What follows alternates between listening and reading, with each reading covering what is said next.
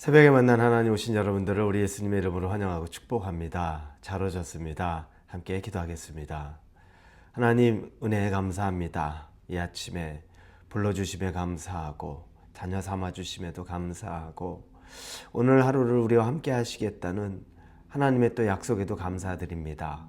말씀 대하면 우리의 마음 안에 깊은 울림과 또 도전과 결단까지 이르게 하여 주시옵소서.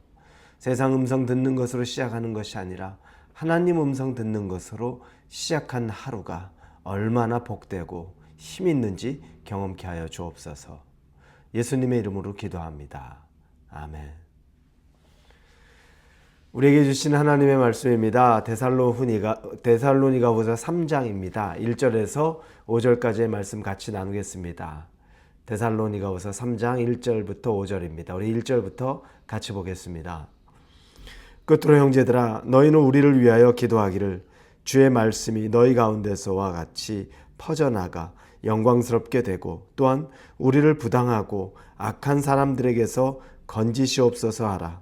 믿음은 모든 사람의 것이 아니니라. 주는 미쁘사 너희를 굳건하게 하시고 악한 자들에게서 지키시리라. 너희에 대하여는 우리가 명한 것을 너희가 행하고 또 행할 줄을 우리가 주 안에서 확신하노니 주께서 너희 마음을 인도하여 하나님의 사랑과 그리스도의 인내에 들어가게 하시기를 원하노라. 아멘. 바울은 성령의 사람이었습니다. 그러니 또 당연히 능력이 충만한 사람이었습니다. 바울의 손이 닿으면 치료의 역사가 일어났고 그가 귀신을 내어 쫓기도 하고 그리고 독사에 물렸는데도 꿈쩍하지 않았습니다. 심지어 그가 감옥에서 갇혀있는 상태에서 찬양을 부르는 중에 하나님이 그를 감옥에서 꺼내주는 기적도 맛봅니다. 바울은 이 기적, 역사, 이거와 굉장히 친밀하고 가깝습니다. 능력이 있었던 사람입니다. 그런데 그 바울이 자기보다 신앙 좋은 사람이 과연 몇이나 있을까 싶었는데 그 바울이 다른 자기의 동역자에게 오늘 본문에 보니까 중보기도를 요청하는 장면이 나옵니다. 이게 참 도전이 됩니다. 우리는 내가 신앙이 연약해서인지 몰라도 오히려 중보기도하는 것을 쭈뼛쭈뼛합니다. 왜냐하면 과거의 상처도 있습니다. 중보기도라고 나의 어려움을 말하고 부탁했는데 그게 나중에 소문이 나서 가십이 되어서 내 귀에 다시 들려오는 일들 교회에서 경험해서 굉장히 큰 상처받는 성도들 아주 많습니다. 특히 중보기도 모임이라는 곳에서 그런 가십을 나누는 것은 어마어마한 상처가 됩니다. 여러분, 기도하는 자리는 그냥 기도만 하는 것이고 그 자리에 모든 것을 내버려 두고 와야 합니다. 가십을 가지고 나오는 자리가 아닙니다. 그 자리에서 우리는 믿음으로 같이 한마음으로 기도하는 것뿐입니다. 그런데 그러다 보니까 사람들은 자기의 중보기도를 내놓지 않죠. 자기 혼자 간직하고 있고 누구에게 도움 요청하지 않습니다. 그런데 믿음의 사람, 능력의 사람 바울이 중보기도 요청하는 것을 주저하지 않습니다.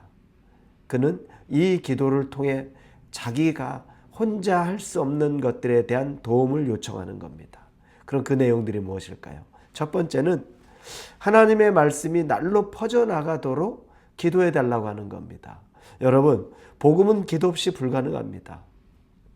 우리가 주변에 누군가에게 복음을 전하려고 하면 내가 말하는 연습, 조금 더 설득력 있게 하는 그런 연습하는 것보다 더 중요한 게 이미 중보기도를 시작한다는 것입니다. 중보기도를 시작하면서 그 마음 문이 열리고 성령께서 찾아가 달라고 기도하는 것, 그게 처음이자 마지막입니다. 단지 우리는 그 상황에 그 사람을 만나서 복음을 그저 담대하게 전하는 것뿐입니다. 모든 일은 하나님이 하십니다. 그러니 기도로 하나님을 움직여가야 되는 게 맞는 거겠죠. 자, 그렇다고 해서 그러다 보니까 바울은 이 복음이 전파되기 위해선 여러분의 기도가 너무너무 필요하다. 중보기도 해주십시오라고 간절하게 그들에게 기도를 부탁하는 것입니다. 이건 영적인 싸움이기 때문에 그렇습니다. 여러분 가족에게 전도해 보셨습니까? 믿지 않는 부모님, 그렇게 내 말을 잘 들어주는 부모님이 꼭 예수님을 전하려고 하면 눈빛이 달라집니다. 그런 소리 내 앞에서 하지 마. 이런 이야기를 하지요. 그렇게 차가운 말을 들어본 적이 없는데 이상하게 예수님 전하려고 하면 그런 일들이 주변에서 곳곳에서 들려옵니다. 그건 영적인 싸움입니다. 혈과 육에 관한 것이 아닙니다. 그러다 보니 기도해야 되는 게 맞는 것이죠. 그리고 두 번째는 바울은 지금 있는 고난에서 건져내 달라고 하는 그 중보기도를 부탁합니다. 여러 사람들에게 핍박을 받습니다. 고난을 받습니다. 환경에 어려움이 있습니다. 바울 사람이죠. 고난 가운데 그걸 즐기는 사람 어디 있겠습니까? 그게 즐거운 사람 어디 있겠고 쉬운 사람 어디 있겠습니까? 아무도 없습니다. 바울도 마찬가지입니다. 그도 매도 맞고 고난도 당하고 사람들에게 배척당하고 배고픔도 겪고 얼마나 많은 핍박을 겪습니까? 그가 그걸 즐겼을까요? 전 그렇게 생각하지 않습니다. 그 순간순간이 그에게는 넘어가야 할 큰 산과 같았을 겁니다. 그걸 아는 바울은 그걸 위해서 간절히 기도해 달라고 합니다.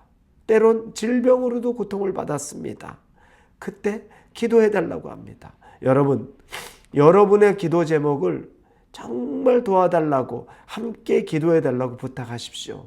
여러분과 같이 믿음 생활을 할 믿을 만한 사람이라면 주저하지 말고 부탁하십시오. 기도의 짐을 나누어 주십시오. 그리고 기도의 파워를 2배로 느끼십시오.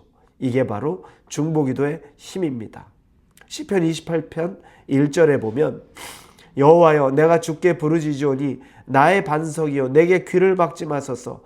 주께서 내게 잠잠하시면 내가 무덤에 내려가는 자와 같을까나이다. 다윗이 자신의 기도 들어달라고 때를 쓰는 것 같아요. 내 기도 안 들어주시면 난 무덤에 내려가는 죽는 사람과 같습니다. 거의 죽어가고 있습니다. 반드시 내 기도 들어주세요라고 때를 쓰고 있는 장면이 나옵니다. 다윗도 이렇습니다.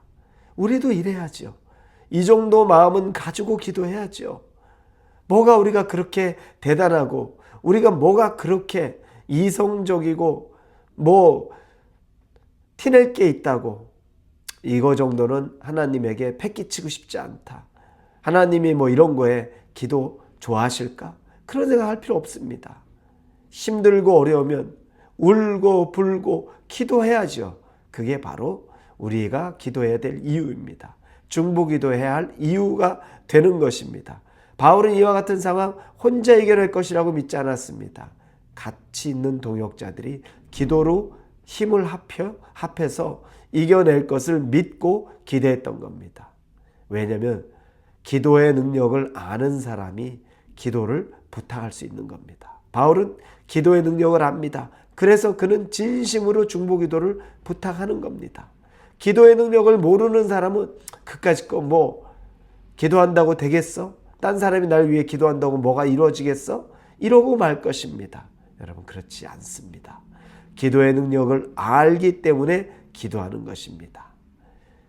사랑하는 우리 홀리웨이브 성도 여러분, 여러분의 기도가 여러분의 능력이 되기를 바랍니다.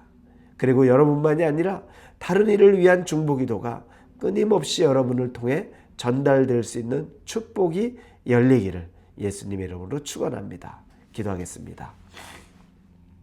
바울이 데살로니가 교인들에게 중보기도를 부탁하는 모습을 보고 다시 또 도전입니다. 우리는 그것을 나약한 사람 정도로 생각할 수 있지만 바울은 기꺼이 너무너무나 자연스럽게 부탁합니다. 우리도 이와 같이 중보기도의 능력을 의지하고 믿고 또 서로 기도의 짐을 나누는 사람 되게 하여 주옵소서. 예수님의 이름으로 기도합니다. 아멘.